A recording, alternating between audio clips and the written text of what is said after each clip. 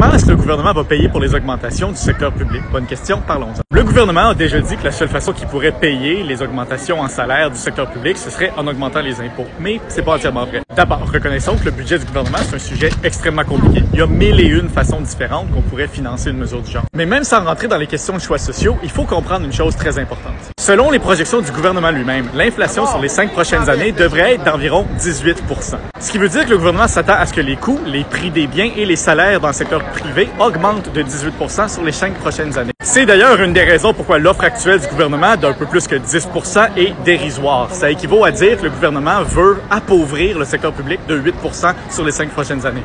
Parce que si les prix augmentent de 18 % mais les salaires augmentent juste de 10 %, ben ça fait 8 % d'appauvrissement. Mais ça veut aussi dire que si les coûts, les prix et les salaires dans le secteur privé augmentent de 18 % sur les 5 prochaines années, les revenus du gouvernement devraient aussi augmenter de 18 % sur les 5 prochaines années. Ce qui veut dire que sans rien faire, sans rien changer, le gouvernement projette avoir 18 % plus d'argent sur les 5 prochaines années. Une augmentation des salaires de 18 % dans le secteur public pourrait, en théorie, être fait à coût nul pour le gouvernement, donc sans augmenter les impôts. Et ça, sans changer quoi que ce soit au reste de l'apportionnement de l'argent dans le budget provincial. Les syndicats du Front commun demandent présentement 21 %, ce qui est juste un tout petit peu plus que ce qui va arriver avec l'inflation de toute façon. Mais ça, c'est peut-être trop. Il y en a certainement qui sont de cet avis-là. Et le gouvernement et les syndicats vont devoir négocier. Mais avant de conclure, je vous laisse sur une piste de réflexion. Si vous trouvez que l'augmentation salariale risque de nous coûter trop cher, combien vous pensez que ça va nous coûter en tant que société, plus avoir d'enseignants ou de personnel médical qualifié parce qu'on n'est pas capable de les payer correctement?